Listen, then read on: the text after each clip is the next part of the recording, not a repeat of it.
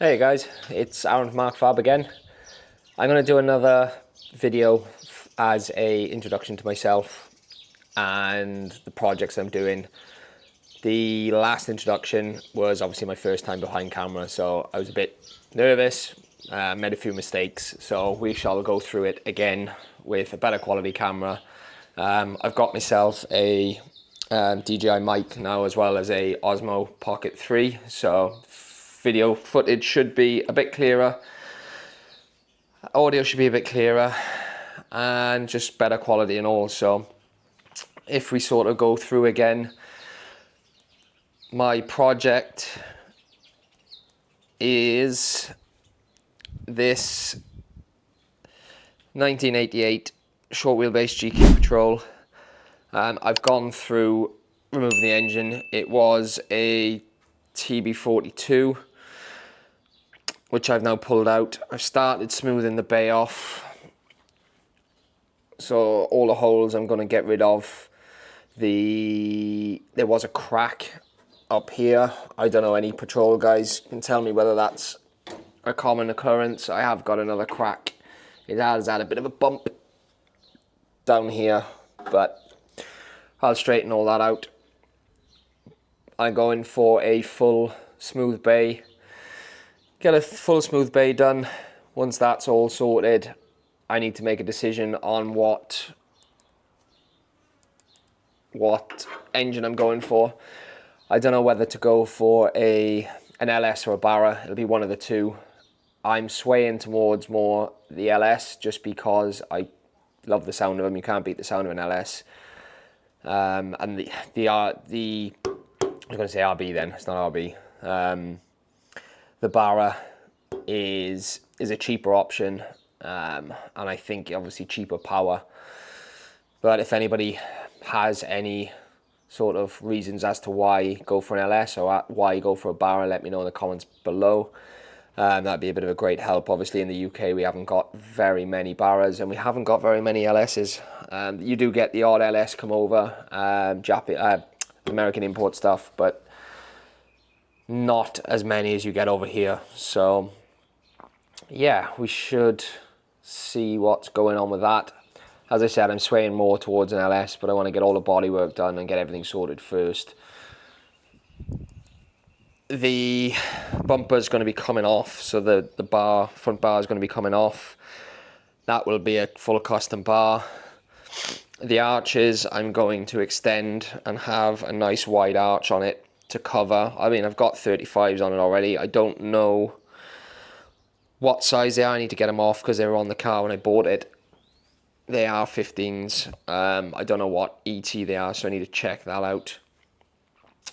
Same again, I'm going to do wide arches on the back, extend them out, extend all this. I'll probably come from about here and sort of bring it down and then come out and extend everything else out.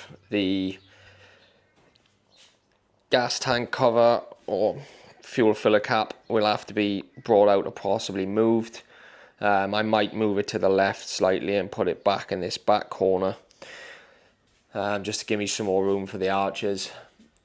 The only rust I've got on here, there's a bit sort of down on this quarter here, which isn't too bad. The roof has been repaired along this seam, but all the window shuts all along here is all pretty solid. There's nothing along there. What else have we got? We've got along here, you can see it has been repaired, but it's not the best. You can see some lines and bits and pieces. There is a bit of rust by here, another bit of rust by here, but I'm going to replace all of this anyway. There's a bit of a prang down on this corner, which I'll be cutting out and doing a quarter chop across here. So that'll be taken care of. Again, there's a bit of a dent up here. You can see it very well, but there's a dent up here which I need to sort out. But I will be putting a set of roof sliders, which I'm tempted to tie into the cage I want to put, I know Queensland rules and regs are the fact that you can't have a full roll cage in there now, which is a bit of a pain. Again, I need to speak to an engineer to find out exactly what I can and can't do to this car. I want to go mental with it. Obviously in the UK, we can pretty much have free reign on what we want to do to our cars. Over here is a bit more limited. I need to obviously do the cage. Hopefully I can tie what we call a roof rack, which will be an external cage on the roof, into the internal cage, which will give it a bit more strength. Yeah, so I just want to try and get stuck into it now. I want to try and smash away at this engine bay today, try and get as much of the holes welded up as possible. I will show you what I'm doing. I have showed on another video or another clip. I don't think I've posted it because the quality wasn't very good. But shout out to Make It Custom on YouTube. Check him out for any fab work or anything like that. He is amazing at what he does. Good tutorials. One of the little tricks for covering holes in sheet metal panels, which I will show you now, is this here. Basically it's a big thick chunk of steel with a slot out of it, which